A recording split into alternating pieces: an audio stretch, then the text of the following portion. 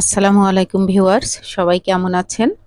আজ আমি আপনাদের সঙ্গে একটা ব্যতিক্রমধর্মী ভর্তার রেসিপি আপনাদের সঙ্গে শেয়ার করব। তো এটা হচ্ছে নরম যে ডাঁটা আমরা খাই, সেই ডাঁটার শাকের ভর্তা। আমরা অনেকেই ডাঁটাটা পছন্দ করি, কিন্তু শাকটা অনেকে খাই না, কারণ শাকটা একটু নোনতা লাগে তাই। তো আমরা এই দেখুন বন্ধুরা, এই যে ডাঁটার শাক, আর এই ডাঁটার কিন্তু শাকগুলো অনেক বেশি থাকে, ফেলতে মন চায় না। আমিও ভাজি করে খেয়ে দেখেছি, মানে সিদ্ধটাও খুব সুন্দর হয় না, আবার একটু নোনতা লাগে, খেতে ভালো লাগে না। তো আমি আমার নিজ থেকে এটা আমি ভাজি না করে ভর্তা করি। তো সেই ভর্তার রেসিপিটাই আপনাদের সঙ্গে আজ আমি শেয়ার করব। চলুন দেখা যাক। এই বন্ধুরা দেখেন কিভাবে আমি এই শাকের ডাঁটাটা ভর্তা করি। তো প্রথমে আমি এটা প্রেসার কুকারে একটু সিটি দিয়ে নিব একটা। তো প্রথমে আমি প্রেসার কুকারে একটা কাঁচামরিচ, একটু পেঁয়াজ, একটু পানি দিয়ে শাকগুলো এর ভিতর দিয়ে দিচ্ছি, কারণ এটা এমনি কড়াইয়ে সিদ্ধ করলে শাকটা সুন্দর সিদ্ধ হয় না, তাই আমি প্রেসার কুকারে একটা সিটি দিব, তাহলে শাকটা বেশ সফট হয়ে যায়। তো আমার এটা সিদ্ধ করা হয়ে গেছে, এখন আমি আপনাদের খুলে দেখাচ্ছি। দেখুন শাকটা একদম অল্প একটু হয়ে গেছে, সিদ্ধ হয়ে গেছে। আর খুব বেশি সিটি দেওয়া যাবে না, জাস্ট একটা সিটি দিলেই হবে।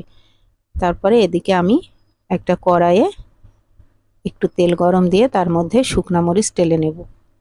মরিচটা খুব সুন্দর করে টালতে হবে, যেন ভিতরে লাল না থাকে, বিচিটা যেন সুন্দর কালো হয়। আর এই তেলের মধ্যেই আমি একটু রসুন কুচি, একটু পেঁয়াজ কুচি দিয়ে শাকটা একটু নেড়ে চেড়ে নিব, যেন শাকের গায়ে যে পানিটা আছে সেটা মরে যায়। তাই ফ্লেভারের জন্য আমি, যেহেতু শাকে আমরা রসুন পছন্দ করি সবাই, তো এখানে ভর্তায় কাঁচা রসুন দেওয়া যাবে না, তাই আমি একটু ভেজে নিলাম।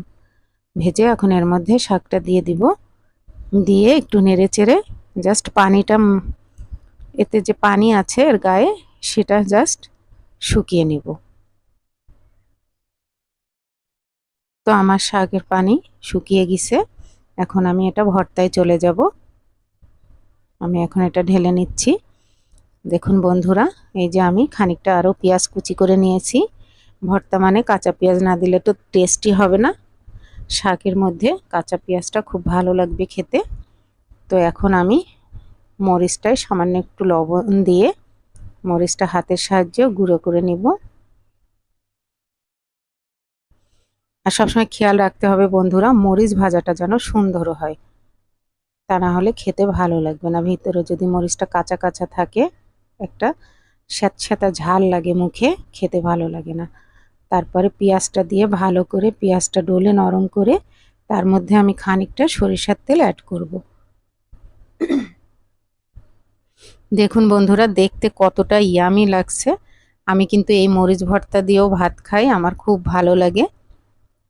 তো এখন আমি সব মরিচের মধ্যেই শাকটা মাখিয়ে নিব সুন্দর করে হাত দিয়ে। শাক যেহেতু একটু মরিচ বেশি লাগে, তাহলে খেতে ভালো হয়, আরও তো ভর্তা। তো এটা কিন্তু অনেক ইয়ামি, অনেক টেস্টি হয় বন্ধুরা।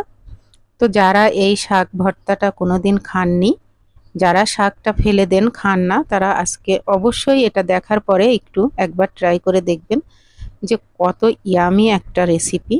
এটা একবার খেলে তখন আপনারা আর কোনোদিন এই শাক ফেলে দিবেন না, বারবার এটা খেতে ইচ্ছা করবে। তো দেখুন বন্ধুরা, এটা কিন্তু আমার অনেক পছন্দ। আমি কোনোদিন আর এই শাকটা ফেলে দেই না, আমি সব সময় এটা দিয়ে ভর্তা করি।